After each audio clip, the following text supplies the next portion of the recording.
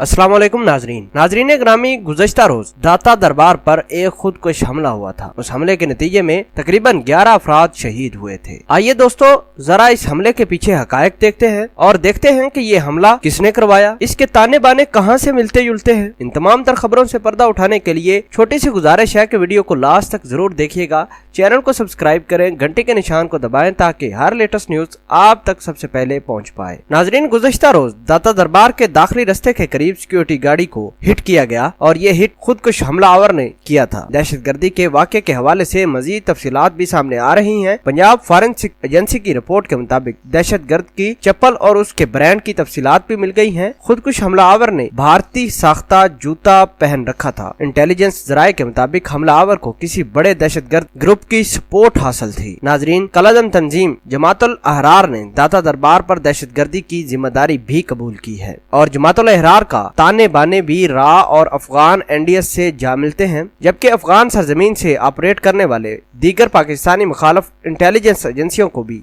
उन ग्रुप से राब्ते रखती हैं। जराये के मुताबिक सुबह नंगरहार, कुन्नड़, कंधार और नूरस्तान में मुख्तलिफ दहशतगर्द ग्रुप्स और गैर मुल्की जंजू की आमदरफ्त कई मरतबा देखी गई है। हमलावर की फिलहाल शिनाख्त तो नहीं हो सकी, लेकिन एक मुख्तात अंदाजे के मुताबिक अपने चेहरे के नकूश से वो पाकिस्तान के कबायली इलाकों का रिहायशी लगता है और ये भी जराये का कहना है कि अफगानिस्तान का बशिंदा भी हमलावर हो सकता है। खुदकुश हमलावर के चाल ढाल से यूं मालूम होता है कि उसे हमले से कुछ वक्त पहले नशा आवर इंजेक्शन लगाया गया ताकि वो टारगेट पर धमाका करते हुए बिल्कुल भी न घबराए। खुदकुश बमबार को टारगेट पर लॉन्च करने के लिए नशा आवर इंजेक्शन की तकनीक 20 बरसों पुरानी है। इब्तदाई तहकीकात के मुताबिक इंटेलिजेंस एजेंसियों का अंदाजा है कि खुदकुश हमले में इस्तेमाल होने वाला बारूदी मवाद भी भारतीय साख्ता है। नाजरीन, आपको ये आगाह करते चलें कि इस दहशतगर्द को पहले अफगानी सूबे कंधार से ट्रेनिंग मिली और कंधार से ही ये पाकिस्तान में दाखिल हुआ। पाकिस्तान आने के बाद ये बलूचिस्तान में कुछ अरसा रहा और बाद में पंजाब में दाखिल हो गया और गुज़श्ता रोज इसने खुद को धमाके से उड़ाकर सिक्योरिटी गाड़ी को तबाह कर दिया। इस हमले के नतीजे में एलीट फोर्स समेत दीगर शहरी भी निशाना बने और तकरीबन 11 अफराद शहीद हुए।